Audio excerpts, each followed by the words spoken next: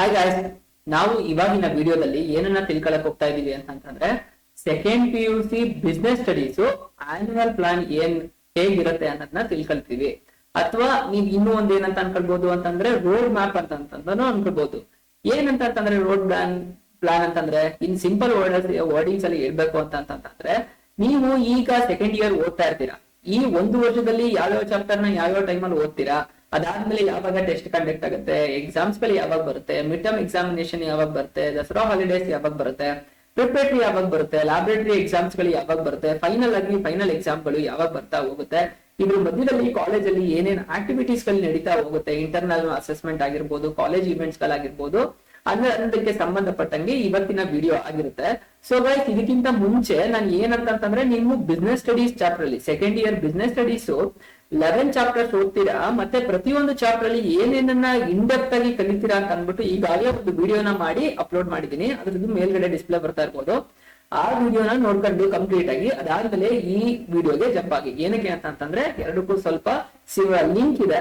So link ಇರೋದ್ರಿಂದ ನಿಮ್ ಅದ್ ನೋಡ್ಬಿಟ್ರೆ ನೀವು 11 ಚಾಪ್ಟರ್ಸ್ ಏನೇನು ಓದ್ತೀರಾ ಅನ್ನೋದು ಗೊತ್ತಾಗ್ಬಿಡುತ್ತೆ. ಆ 11 ಚಾಪ್ಟರ್ ನ ಯಾವ್ಯಾವ ಮಂತ್ ಅಲ್ಲಿ ಕವರ್ ಮಾಡ್ತೀರಾ ಅಂತ ಅಂದ್ಬಿಟ್ಟು ಕಂಪ್ಲೀಟ್ ಆಗಿ ಐಡಿಯಾ ಸಿಕ್ಬಿಡುತ್ತೆ. ಸೊ ಈಗ ಏನಂತಂದ್ರೆ ಡೈರೆಕ್ಟ್ ಆಗಿ ನೀವು PDF ಗೆ ಹೊಟ್ಟೋಗ್ಬಿಡೋಣ.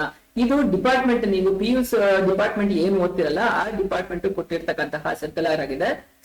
ನಾನು ಈಗಾಗಲೇ ಅಕೌಂಟೆನ್ಸಿಗೆ ಸಂಬಂಧಪಟ್ಟಂಗೆ ನಿಮ್ಗೆ ಅಕಾಡೆಮಿಕ್ ಇಯರ್ ರೋಡ್ ಮ್ಯಾಪ್ ಪ್ರತಿ ತಿಂಗಳು ಏನೇನ್ ನಡೆಯುತ್ತೆ ಅನ್ನೋದನ್ನ ಈಗಾಗಲೇ ಹೇಳಿದೀನಿ, ಅದು ಕೂಡ ಅಪ್ಲೋಡ್ ಮಾಡಿದೀನಿ. ನೀವು ಆ ವಿಡಿಯೋನು ಕೂಡ ನೋಡ್ಬೋದು. ಇದು ನಿಮ್ಮ PU ಡಿಪಾರ್ಟ್ಮೆಂಟ್ ಅವರು ಕೊಟ್ಟಿರ್ತಕ್ಕಂತಹ ಸರ್ಕ್ಯುಲರ್ ಆಗಿರುತ್ತೆ. ಅಕಾಡೆಮಿಕ್ ಇಯರ್ ನೀವು ಓದ್ತಾ ಇದ್ದೀರಲ್ಲ, ಸೆಕೆಂಡ್ ಇಯರ್ ಈ ಸಲ ಓದ್ತಾ ಇದ್ದೀರಲ್ಲ, ಯಾರು ಎಕ್ಸಾಮ್ ಅಟೆಂಡ್ ಮಾಡ್ತಿರಲ್ಲ, ಟು ಅಕಾಡೆಮಿಕ್ ಇಯರ್ 2025-26 ಗೆ ಸಂಬಂಧಪಟ್ಟದ್ದಾಗಿರುತ್ತೆ. ಇಲ್ಲಿ ಏನ್ ಕೊಟ್ಟಿದ್ದಾರೆ ಅಂತಂದ್ರೆ ಫಸ್ಟ್ ಮೊದಲನೇ ಅವಧಿ ಮತ್ತೆ ಎರಡನೇ ಅವಧಿ. ಮೊದಲನೇ ಅವಧಿ ಅಂತಂದ್ರೇನು ಫಸ್ಟ್ ಟರ್ಮ್ ಮತ್ತೆ ಸೆಕೆಂಡ್ ಟರ್ಮ್ ಯಾವಾಗ ನಡೆಯುತ್ತೆ ಅಂತ ಅಂದ್ಬಿಟ್ಟು ಹೇಳ್ತಾ ಇದಾರೆ. ಹಾಗಾದ್ರೆ ಏನು ಫಸ್ಟ್ ಟರ್ಮ್ ಸೆಕೆಂಡ್ ಟರ್ಮ್ ಅಂತಂದ್ರೆ ಈಗ ಸಿಂಪಲ್ ಆಗಿ ಹೇಳ್ತೀನಿ ನೋಡಿ. ಇಲ್ಲಿ ಫಸ್ಟ್ ಟರ್ಮ್ ಅಂತಂದ್ರೆ ನೀವು ಫಸ್ಟ್ ಏನು ಮಿಡ್ ಟರ್ಮ್ ಎಕ್ಸಾಮಿನೇಷನ್ ತನಕ ಓದ್ತಿರಲ್ಲ ಅದನ್ನ ಫಸ್ಟ್ ಟರ್ಮ್ ಅಂದ್ರೆ ದಸರಾ ಹಾಲಿಡೇಸ್ ಗಿಂತ ಮುಂಚೆ ಏನಿದೆಯಲ್ಲ ಅದನ್ನ ಫಸ್ಟ್ ಟರ್ಮ್ ಅಂತ ಕನ್ಸಿಡರ್ ಮಾಡ್ತಾರೆ. ದಸರಾ ಹಾಲಿಡೇಸ್ ಕಂಪ್ಲೀಟ್ ಆದ್ಮೇಲೆ ಮತ್ತೆ ಸ್ಟಾರ್ಟ್ ಆಗಿ ಮಾರ್ಚ್ ತನಕ ನಿಮ್ಗೆ ಅಕಾಡೆಮಿಕ್ ಇಯರ್ ಏನ್ ಕ್ಲೋಸ್ ಆಗುತ್ತಲ್ಲ ಅಲ್ಲಿ ತನಕ ಸೆಕೆಂಡ್ ಟರ್ಮ್ ಅಂತ ಕರೀತಾರೆ ಅಂತ ಹೇಳ್ತಾ ಇದ್ದಾರೆ. ಫಸ್ಟ್ ಟರ್ಮ್ ಯಾವಾಗಿಂದ ಸ್ಟಾರ್ಟ್ ಆಗುತ್ತೆ ಅಂತ ಹೇಳಿದ್ರೆ ಅಫ್ಕೋರ್ಸ್ ನೀವು 2ನೇ ತಾರೀಕು ಜೂನ್ ಇಂದ ಕಾಲೇಜ್ಗೆ ಹೋಗ್ತಾ ಇರ್ತೀರಾ. 2nd June 2025 ತನಕ 21st 9 2025 ತನಕ ನಿಮ್ಗೆ ಫಸ್ಟ್ ಟರ್ಮ್ ಆಗಿರುತ್ತೆ. ಇದಾದ್ಮೇಲೆ ದಸರಾ ಹಾಲಿಡೇಸ್ ಬರುತ್ತೆ. ದಸರಾ ಹಾಲಿಡೇಸ್ ಎಲ್ಲ ಮುಗ್ದಾದ್ಮೇಲೆ ನಿಮ್ಗೆ 10 9 8 10 ಅಂದ್ರೆ ಅಕ್ಟೋಬರ್ ಮಂತ್, ಅಕ್ಟೋಬರ್ 2025 ಇಂದ 31st 3 ಅಂದ್ರೆ ಮಾರ್ಚ್ 2026 ತನಕ ನಿಮ್ಗೆ ಈ ವರ್ಷದ ಅಕಾಡೆಮಿಕ್ಸ್ ಇರುತ್ತೆ ಅಂತ ಹೇಳ್ತಾ ಇದಾರೆ. ಇದಾದ್ಮೇಲೆ ಫಸ್ಟ್ ಪೇಜ್ ಅಲ್ಲಿ ನಿಮ್ಗೆ ಕಾಲೇಜ್ ಅಡ್ಮಿಷನ್ ಮಾಡ್ಕೊಳಕ್ಕೆ ಯಾವ ಡೇಟ್ ಲಾಸ್ಟ್ ಇದೆ ಅಂತ ಅನ್ಬಿಟ್ಟು ವಿತ್ ಪೆನಾಲ್ಟಿ ಜಾಯಿನ್ ಆಗಕ್ಕೆ ಯಾವತ್ತು ಲಾಸ್ಟ್ ಅಂತ ಅನ್ಬಿಟ್ಟು ಕೊಟ್ಟಿದ್ದಾರೆ. ಸೊ ಈ ಪ್ರೋಸೆಸ್ ಎಲ್ಲ ನಿಮ್ಗೆ ಆಗ್ಲೇ ಮುಗ್ದೋಗ್ಬಿಟ್ಟಿದೆ. ಸೊ ಹಾಗಾಗಿ ಈ ಸಲ ಅಕಾಡೆಮಿಕ್ ಇಯರ್ ಅಲ್ಲಿ ಏನೇನ ನೋಡ್ತೀವಿ ಅಂತ ಅನ್ಬಿಟ್ಟು ನೋಡೋಣ. ಶೈಕ್ಷಣಿಕ ಚಟುವಟಿಕೆಗಳ ವೇಳಾಪಟ್ಟಿ, ಅಕಾಡೆಮಿಕ್ ಕರಿಕ್ಯುಲರ್ ಗೆ ಸಂಬಂಧಪಟ್ಟಂಗೆ ವೇಳಾಪಟ್ಟಿ ಟೈಮ್ ಟೇಬಲ್ ಗಳು ಹೇಗಿದೆ, ನೀವೀಗಾಗಲೇ ಕಾಲೇಜ್ ಸ್ಟಾರ್ಟ್ ಆಗಿರುತ್ತಾ, ಕ್ಲಾಸ್ಗಳು ಸ್ಟಾರ್ಟ್ ಆಗಿರ್ಬೋದು, ಫಸ್ಟ್ ಟೆಸ್ಟ್ ಯಾವಾಗ ನಡೆಯುತ್ತೆ, ಅದಾದ್ಮೇಲೆ ನಿಮ್ಗೆ ಪೇರೆಂಟ್ಸ್ ಟೀಚರ್ಸ್ ಮೀಟಿಂಗ್ಸ್ ಯಾವಾಗ ನಡೆಯುತ್ತೆ, ಅದಾದ್ಮೇಲೆ ನಿಮ್ಗೆ ದಸರಾ ಹಾಲಿಡೇಸ್ ಯಾವಾಗ ಇರುತ್ತೆ, ಕಂಪ್ಲೀಟ್ ಇದನ್ನ ನಿಮ್ಮ ಅಕೌಂಟೆನ್ಸಿಗೆ, ನಿಮ್ಮ ಯಾವ್ದು ಬಿಸ್ನೆಸ್ ಸ್ಟಡಿ ಚಾಪ್ಟರ್ ಅಲ್ಲಿ ಯಾವ್ಯಾವಾಗ ಏನೇನ್ ನಡೆಯುತ್ತೆ ರೋಡ್ ಮ್ಯಾಪ್ ಅಂತ ಅನ್ನೋದನ್ನ ಈ PDF ಅಲ್ಲಿ ನೋಡ್ತಾ ಹೋಗೋಣ. ಅದ್ರಲ್ಲಿ ಏನು ಟೈಮ್ ಟೇಬಲ್ ಕೊಟ್ಟಿದ್ರಲ್ಲ ಅದ್ರ ಪ್ರಕಾರನೇ ನಿಮ್ಮ ಸಿಲೆಬಸ್ ಪ್ರತಿಯೊಂದು ಯಾವ ಕಂಪ್ಲೀಟ್ ಆಗುತ್ತೆ ಅಂತ ಅಂದ್ಬಿಟ್ಟು ನೋಡ್ತಾ ಹೋಗೋಣ. ಇದು ನಿಮ್ಮ second year business studies year plan ಆಗಿರುತ್ತೆ. ಸೊ ಈ ಇಯರ್ ಪ್ಲಾನ್ ಅಲ್ಲಿ ನೀವು ಯಾವ್ಯಾವ ಏನೇನ್ ನೋಡ್ತೀರಾ ಅನ್ನೋದನ್ನ ನೋಡ್ಕೊಬಿಡೋಣ. ಜೂನ್ ಈಗಾಗಲೇ ಕ್ಲಾಸ್ ಸ್ಟಾರ್ಟ್ ಆಗಿದೆ. ಫಸ್ಟ್ 12 hours ಪಾಠ ಮಾಡಿ nature and significance of management ಅನ್ನೋ ಚಾಪ್ಟರ್ ನ ಕವರ್ ಮಾಡ್ತಾರೆ. ನಾನು ಈಗಾಗಲೇ ಹೇಳಿದೀನಿ ಪ್ರತಿಯೊಂದು ಚಾಪ್ಟರ್ ಅಲ್ಲಿ ಏನೇನನ್ನ ಕಲಿತೀರಾ ಅಂತ ಅನ್ಬಿಟ್ಟು ಈಗಾಗಲೇ ವಿಡಿಯೋ ಅಪ್ಲೋಡ್ ಮಾಡಿದೀನಿ ಅಂತ ಅನ್ಬಿಟ್ಟು. ಸೊ ಆ ವಿಡಿಯೋನ ಮಾಡಿ ನೋಡಿದ್ರೆ ಈಗ ಚಾಪ್ಟರ್ ಅಲ್ಲಿ ನಿಮ್ಗೆ ಯಾವುದೇ ರೀತಿಯಾದಂತಹ ಡೌಟ್ ಗಳು ಬರೋದಿಲ್ಲ. ನೇಚರ್ ಅಂಡ್ ಸಿಗ್ನಿಫಿಕೆನ್ಸ್ ಮ್ಯಾನೇಜ್ಮೆಂಟ್ ಅಲ್ಲಿ ಏನೇನ್ ಕಲಿತೀರಾ ಅಂತ ಅಂದ್ಬಿಟ್ಟು ಆ ವಿಡಿಯೋ ನೋಡಿದ್ರೆ ನಿಮ್ಗೆ 100% ಗೊತ್ತಾಗುತ್ತೆ. ಎಷ್ಟೋ ಜೂನ್ ಮಂತ್ ಅಲ್ಲಿ 12 hours ತಗೊಂಡು ಈ ಚಾಪ್ಟರ್ ನೇಚರ್ ಅಂಡ್ ಸಿಗ್ನಿಫಿಕೆನ್ಸ್ ಅನ್ನೋ ಚಾಪ್ಟರ್ ನ ಕಂಪ್ಲೀಟ್ ಮಾಡ್ತಾರೆ. ಅದೇ ಜೂನ್ ಮಂತ್ ಅಲ್ಲಿ 8 hours ನ ಯುಟಿಲೈಸ್ ಮಾಡ್ಕೊಂಡು ಪ್ರಿನ್ಸಿಪಲ್ಸ್ ಆಫ್ ಮ್ಯಾನೇಜ್ಮೆಂಟ್ ಅನ್ನ ಸೆಕೆಂಡ್ ಚಾಪ್ಟರ್ ನ ಕಂಪ್ಲೀಟ್ ಮಾಡ್ತಾರೆ. ಜೂನ್ ಅಲ್ಲೇ ನಿಮ್ಗೆ 12 hours ತಗೊಂಡು ನೇಚರ್ ಅಂಡ್ ಸಿಗ್ನಿಫಿಕೆನ್ಸ್ ಅನ್ನ ಚಾಪ್ಟರ್ ಕಂಪ್ಲೀಟ್ ಆಗುತ್ತೆ. ಮತ್ತೆ ಜೂನ್ ಅಲ್ಲಿ 8 hours ತಗೊಂಡು ಪ್ರಿನ್ಸಿಪಲ್ಸ್ ಆಫ್ ಮ್ಯಾನೇಜ್ಮೆಂಟ್ ಅನ್ನ ಸೆಕೆಂಡ್ ಚಾಪ್ಟರ್ ಕವರ್ ಆಗುತ್ತೆ. ಮತ್ತೆ ಜೂನ್ ಮಿಕ್ಕಿದ ಟೈಮು ಮತ್ತೆ ಜುಲೈ ಸೇರಿ 9 hours ನ ಯುಟಿಲೈಸ್ ಮಾಡ್ಕೊಂಡು ಬಿಸ್ನೆಸ್ ಎನ್ವೈರನ್ಮೆಂಟ್ ಅಂತ ಥರ್ಡ್ ಚಾಪ್ಟರ್ ನ ಕವರ್ ಮಾಡ್ತಾರೆ. ಇನ್ನು ಜುಲೈ ಮಂತ್ ಅಲ್ಲಿ 8 ಅವರ್ಸ್ ನ ಯುಟಿಲೈಸ್ ಮಾಡ್ಕೊಂಡು ಪ್ಲಾನಿಂಗ್ ಅಂತ ಅನ್ನೋದು 4th ಚಾಪ್ಟರ್ ಇದೆ.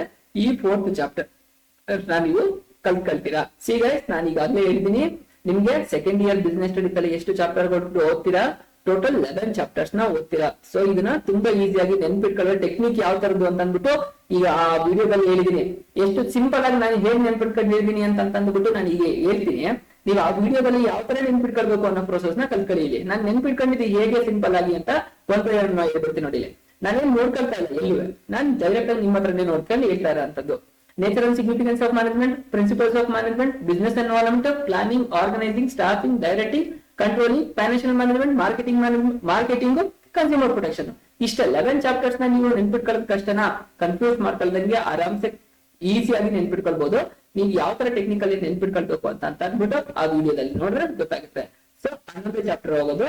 ಮತ್ತೆ ಈಗ ಪ್ಲಾನಿಂಗ್ ಅಂತ ಅನ್ನೋದು ಯಾವ್ದ್ರಲ್ಲಿ ಜುಲೈಯಲ್ಲಿ ಮುಗಿಯುತ್ತೆ.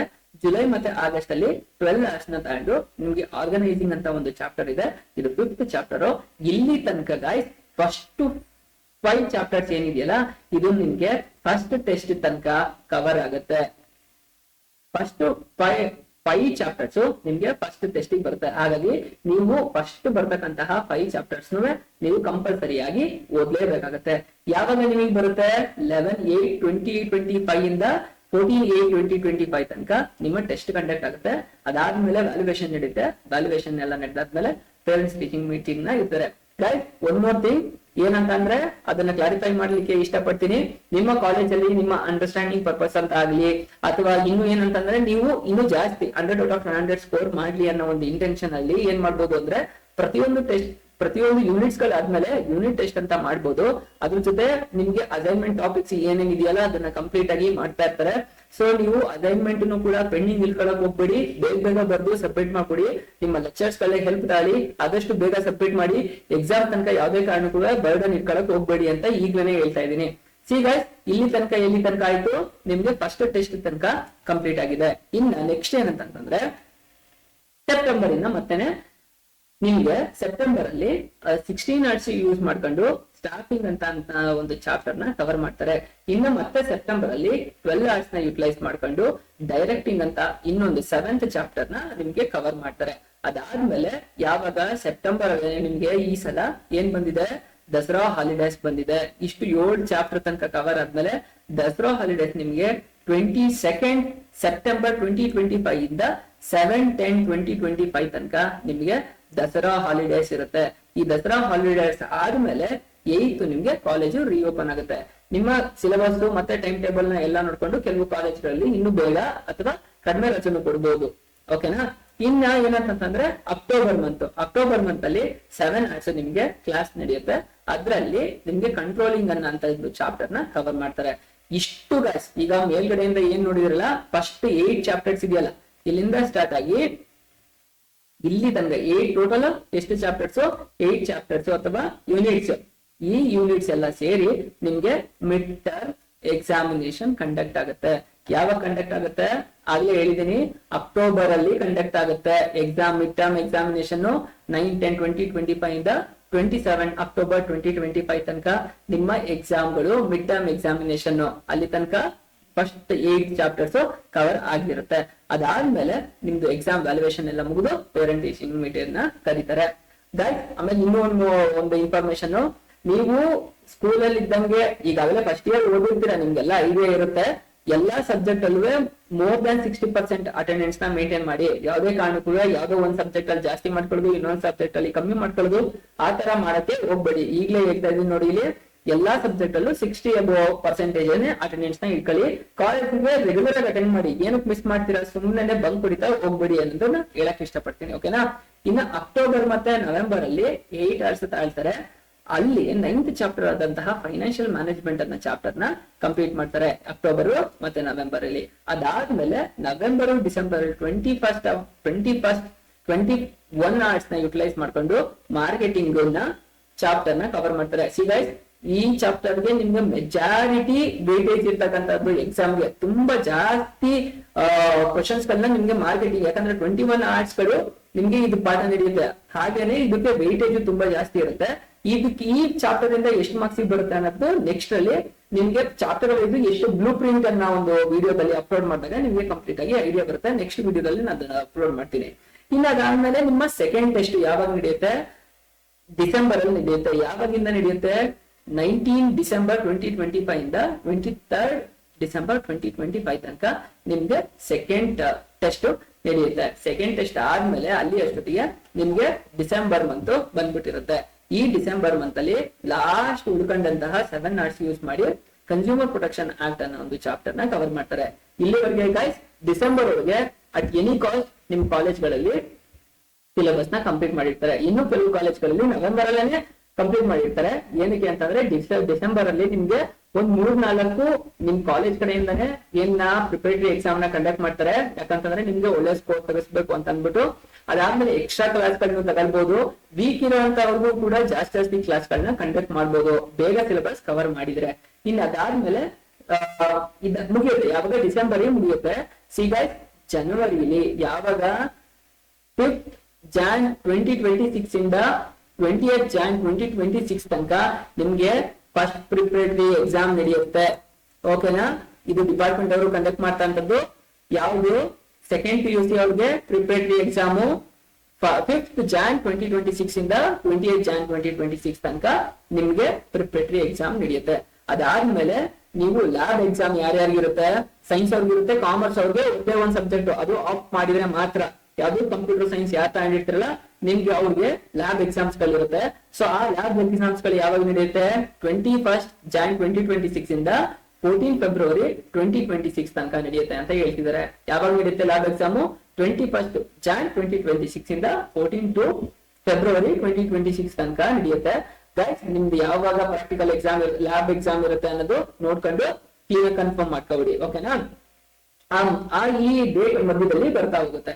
ಇನ್ನು ಸೆಕೆಂಡ್ PUC ಮೇನ್ ಎಕ್ಸಾಮ್ ನೀವು ಏನು ಒಂದು ವರ್ಷದಲ್ಲಿ ಓದಿರ್ತೀರಲ್ಲ, ಈ ಓದಿರೋಂತ ಫೈನಲ್ ನೀವು ಏನ್ ಫೇಸ್ ಮಾಡ್ತೀರಾ?